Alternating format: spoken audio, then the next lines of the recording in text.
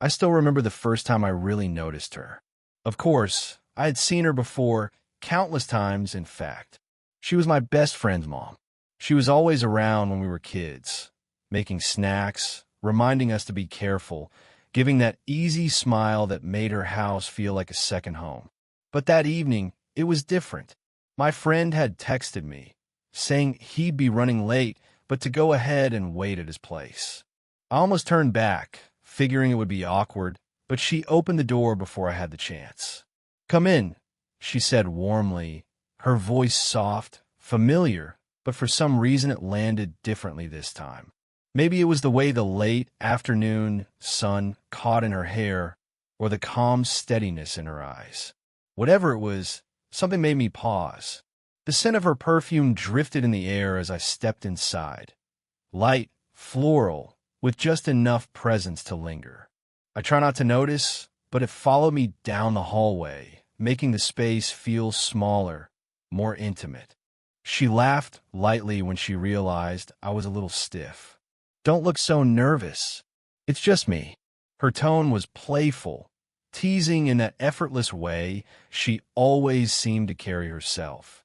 I smiled back, though I could feel the heat rising in my face. I told myself it was nothing. She was just being kind. She always was. The house was quiet, and without my friend there, the silence seemed to stretch. She guided me toward the kitchen, the sound of her footsteps soft against the floor. I couldn't help but notice the way she moved, graceful, sure of herself, like she was at home not just in the house, but in her own skin. I sat at the counter, trying to relax. She poured me a glass of water, her hand brushing mine as she passed it over. It was the smallest touch, so ordinary it shouldn't have meant anything, but somehow it did. My hand tingled with leftover warmth, and I found myself staring down at the condensation on the glass just to ground myself. She leaned casually against the counter, folding her arms. "It's been a while since you've come by when he wasn't here," she said. There was no edge to her words, only curiosity, but it left me suddenly aware that this was the first time we had been alone together, really alone. I nodded, swallowing against the dry lump in my throat. "Yeah, I guess it has." Her smile softened. For a moment, she just studied me, eyes calm, thoughtful. And in that pause, something shifted. I wasn't sure if it was me seeing her differently, or her seeing me. Maybe both. Whatever it was, I realized I wasn't just waiting for my friend anymore. Something had already begun. I sat at the kitchen counter, trying to distract myself by sipping at the glass of water she'd handed me. But it was no use. I could still feel the ghost of her touch on my hand, warm and steady, as if she'd left an imprint there on purpose. She noticed, of course. She always seemed to notice more than people gave her credit for. With that knowing smile tugging at the corner of her lips, she tilted her head slightly. "You look nervous," she said lightly. "What's wrong? Do I intimidate you?" Her tone was playful, but there was something behind it, a spark, maybe even a challenge. I laughed, though it came out thinner than I intended. "No, not at all." The truth was yes. A little, but not in the way she probably meant. It wasn't fear exactly. It was awareness, this strange, undeniable awareness of her presence, like my senses had turned up all at once. She stepped closer, resting her hand casually on the counter beside me. Her nails were painted a soft color, elegant but understated. I couldn't help but notice the curve of her wrist, the delicate lines there, and suddenly even breathing felt like work. "Emma," she murmured, studying me. "I think you are." I swallowed hard, unsure whether to defend myself or stay quiet. And then she smiled wider, leaning just slightly, her voice dropping to a conspiratorial whisper. "Don't be scared. I'll go gentle. At first." The words hung in the air, light as a tease but heavy with meaning. My chest tightened, and I couldn't look away from her eyes. They weren't mocking, and they weren't careless. They were steady, testing, searching for my reaction. For a heartbeat, I forgot how young I must have seemed next to her, forgot every reason this should have felt impossible. All I could think about was the sudden closeness. The warmth of her body just a few inches away, the faint brush of her perfume threading through the air between us, the way her lips curved around each word.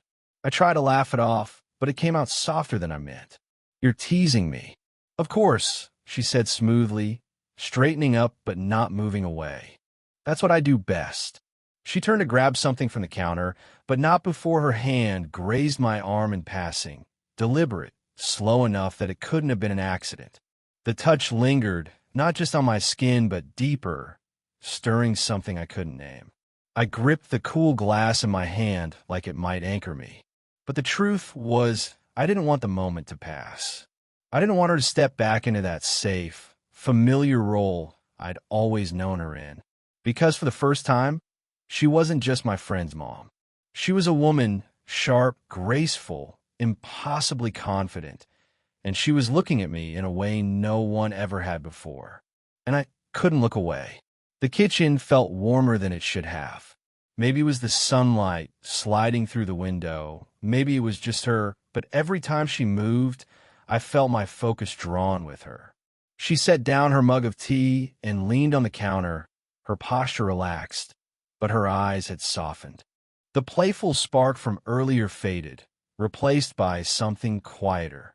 "You know," she said, almost as if she were thinking out loud, "sometimes it feels like people don't really see me anymore." I blinked, surprised. Her voice carried no self-pity, just an honesty that caught me off guard. She looked down at her hands, turning the mug slowly in her palms, watching the steam curl upward. "Don't get me wrong," she went on, smiling faintly. "I love being a mom. I love this house, this life." But her smile wavered. "There are days I feel invisible, like I'm only here to take care of things, to keep everything running, but not to really be noticed." The words lingered between us, delicate and raw. For a moment, I didn't know what to say. I'd never heard her sound this vulnerable before. She always carried herself with such composure, always the steady presence in the room. But now, sitting across from her, I saw something else, a quiet loneliness behind her confidence. And instead of feeling awkward, I just wanted to listen. "I notice," I said softly before I even thought about the words. Her head lifted, eyes meeting mine. She studied me for a long moment, like she wasn't sure if I meant it. "You do?" she asked. I nodded. "Yeah, you have this way of filling a room. I've always noticed it, even if I never said anything. You're hard to miss." Her lips parted, a small laugh escaping, but it wasn't dismissive. If anything, it sounded like relief. She looked down again, shaking her head. "You don't know how much it means to hear that." She reached for her mug, fingers brushing against mine as I instinctively steadied it for her. The contact was brief, but it carried weight. Warm skin against mine, soft and deliberate, like she didn't want to pull away too quickly. For the first time, I saw her differently. Not as someone older, not as someone off limits, but as a woman, human, layered, and quietly aching to be seen. And for reasons I couldn't explain, I wanted to be the one to see her. Her eyes held mine for a beat too long, and I swear there was a shimmer there, gratitude, maybe, or something deeper. She smiled, softer this time, almost shy. "Thank you," she whispered. And in that fragile pause, I realized something. Beneath the teasing and the laughter, she was trusting me with a part of herself she didn't show often. A part that made me feel closer to her than I'd ever expected to be. The heaviness of her words still lingered between us, but she had a way of shifting the mood before it became too heavy. With a small shake of her head, she straightened and gave me a playful look. "You're too serious for your age," she teased. "Don't tell me you've forgotten how to laugh." Before I could respond, she reached for the sugar jar, only to fumble the lid. It slipped, clattering across the counter before bouncing onto the floor. She gasped, half laughing, half flustered, and I instinctively bent down at the same time she did. Our foreheads nearly collided, and the both of us froze, faces only inches apart. For a split second, the moment was electric, her eyes wide, mine just as startled, and then she laughed. A real laugh, warm and unguarded, the kind that made her shoulders shake. "Smooth," I said, grinning as I handed her the runaway lid. Her laughter spilled over, and it was contagious. I found myself laughing too, the tension from earlier dissolving in the sound. Yet even as we laughed, neither of us moved away. Somehow, in the midst of that silly little accident, we were standing close, closer than either of us intended. Her shoulder brushed mine as she straightened. She didn't pull back. Neither did I. The touch was light, but it lingered, like the smallest reminder that we were sharing a space that suddenly felt too small for the both of us. She steadied herself against the counter, one hand resting near mine. Our fingers weren't touching, but the distance between them felt charged, as if a single breath could bridge the gap. "Guess I'm not as graceful as I pretend to be," she said with a grin, though her voice carried a softer edge. "You're graceful enough," I answered before I could stop myself. Her smile faltered, not in disappointment, but in surprise. She studied me for a heartbeat, her eyes searching, like she was trying to figure out if I really meant it. And I did. Every word. The air between us grew still. Her laughter faded into a quiet calm, and when she finally looked away, it was with a small, thoughtful smile. She busied herself with returning the sugar jar to its place, but her hand brushed against my arm in the process. The contact was so light, it could have been nothing. But it wasn't nothing. Not to me. It felt like the universe was playing some quiet trick, giving us excuses to drift into each other's space, to test the edges of what was safe and what wasn't. And the strangest part? Neither of us seemed in a hurry to step back. In the middle of that ordinary kitchen, surrounded by the hum of the refrigerator and the fading light of late afternoon, something unspoken settled between us. Not a question, not an answer, just closeness. Quiet, unexpected closeness. And for the first time, I didn't want the moment to end. After the laughter faded, the kitchen grew quiet again. Not the easy kind of quiet, but the kind that hums with everything unsaid. I sat there, still close to her, still aware of the faint warmth where her shoulder had brushed mine. She was rinsing her mug in the sink, her movements slow, thoughtful. I watched her, though I try not to make it obvious. There was something different about the way she held herself now. Less guarded, less playful, almost uncertain. When she turned back, her eyes caught mine. For a moment, neither of us looked away. It wasn't the kind of look you exchange in passing, not polite or casual. It was searching, holding, as if each of us was trying to read the other's thoughts. I felt my chest tighten, the silence stretched, and I realized I wasn't breathing evenly anymore. My pulse thudded in my ears, steady and loud. She took a step closer. Not much, just enough that I noticed. My body responded before my mind did, every nerve on edge, waiting. Her hand lifted, hesitated in the air as if she might change her mind, then gently brushed against my temple. With careful fingers, she tucked a loose strand of hair behind my ear. It was the smallest gesture, one she could have played off as nothing, but it wasn't nothing. Her touch was soft, almost deliberate, her fingertips grazing my skin for a second longer than necessary. That single touch lit something in me. Warmth, awareness, the kind of feeling that settles deep in your stomach and refuses to leave. I didn't move. I couldn't. Her eyes flickered down, tracing the shape of my face, then back to mine. There was no teasing smile this time, just quiet intensity, steady and fragile all at once. My throat tightened. Words rose, but none felt right. What could I even say? That she was beautiful? That I'd never felt so seen before? That I didn't know whether I was supposed to step back or lean in? Instead, I stayed frozen in that stillness, suspended between fear and want.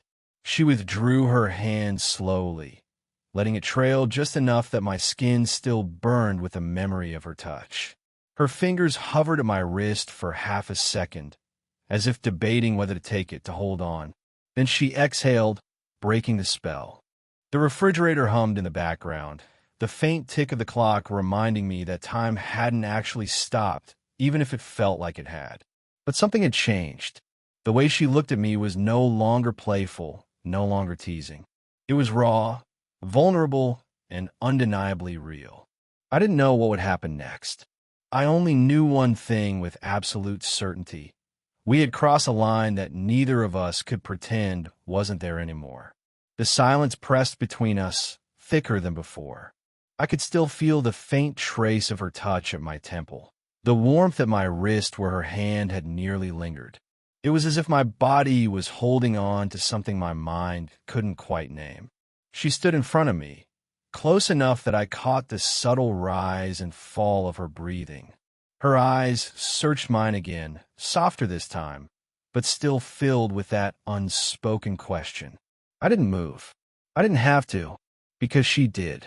With a quiet exhale, she stepped closer. Her arms lifted slowly, hesitating as though giving me every chance to back away. But I didn't. I couldn't. My chest was too heavy, I pulsed too fast. Then her arms slipped around my shoulders. The embrace was gentle at first, cautious, careful, as if she were testing the space between us. But when I leaned into it, when I let my hands rest against her back, she drew me in fully, pressing herself against me with a steadiness that felt like surrender. Her cheek rested lightly against my chest. For a long moment, there were no words, no laughter, no teasing. Just the quiet rhythm of her breathing, the warmth of her body against mine, and the faint, steady beat of her heart against my ribs. I closed my eyes, letting the sensation settle deep inside me. Her sweater was soft beneath my fingers. Her hair brushed lightly against my jaw, carrying the faintest trace of her perfume. Everything about her was warm, grounding, and yet my whole body buzzed with electricity. I had hugged people before, friends, family, casual gestures, but this was different. This hug wasn't casual. It wasn't safe or neutral. It carried weight, meaning the unspoken acknowledgement of everything we'd been dancing around since the moment I walked through the door. Her arms tightened slightly around me, just enough that I felt the strength in her embrace. And in that small squeeze, I felt something else, trust. As if she were telling me, without words, that it was okay to hold her like this, to let her lean against me. I didn't want to let go. The hum of the refrigerator, the distant tick of the clock, all of it faded. The world outside her kitchen might as well not have existed. It was just her and me, two people clinging to a moment that neither of us had expected, but both of us needed.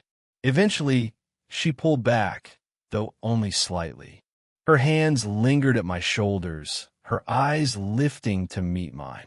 We were close enough that I could feel the warmth of her breath against my chin. She didn't speak. Neither did I. Words would have only broken the fragile perfection of that embrace. And in that silence, I knew with absolute certainty, whatever this was, whatever it meant, it wasn't a mistake. Her hands were still resting lightly on my shoulders when the sound of a car, door shutting, echoed faintly from outside. It was enough to pull us both back into the moment, reminding us where we were, what this was, and the lines we had just blurred. She inhaled softly, as if steadying herself, and then let her arms slide away, though not without hesitation. For a moment, her fingers brushed my arm as though reluctant to let go completely. I felt the loss immediately, the space between us colder than it had been just seconds before. But when her eyes lifted to mine, the warmth returned. This time, there was no teasing glimmer, no playful edge. Her smile was softer, almost shy, and her gaze carried a kind of vulnerability I had never seen in her before.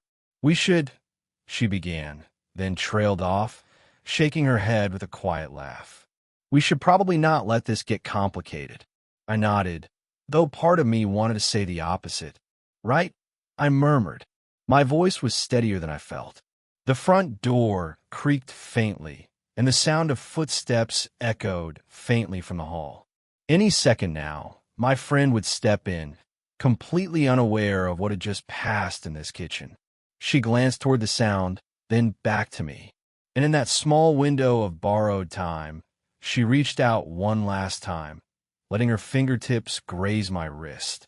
The touch was fleeting but deliberate, carrying the weight of everything we weren't saying aloud.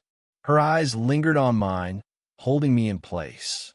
A silent promise, a quiet secret.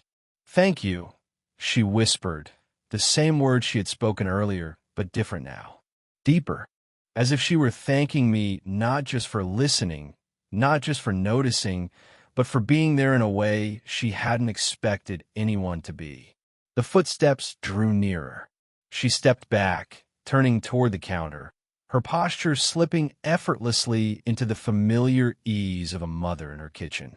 By the time my friend called out, she was smiling, that same warm smile I'd seen countless times before. But I knew better now. I knew there was more beneath it. When my friend walked in, I greeted him as if nothing had happened. We talked, laughed, made plans the way we always did. But through it all, I felt her presence in the room, felt the ghost of her touch on my wrist, her heartbeat still steady against my chest. And though nothing more was said, I knew this much. The way she looked at me before she turned away, soft, lingering, unspoken, it would stay with me long after I left that house. Because that day, in the quiet of her kitchen, something had changed forever.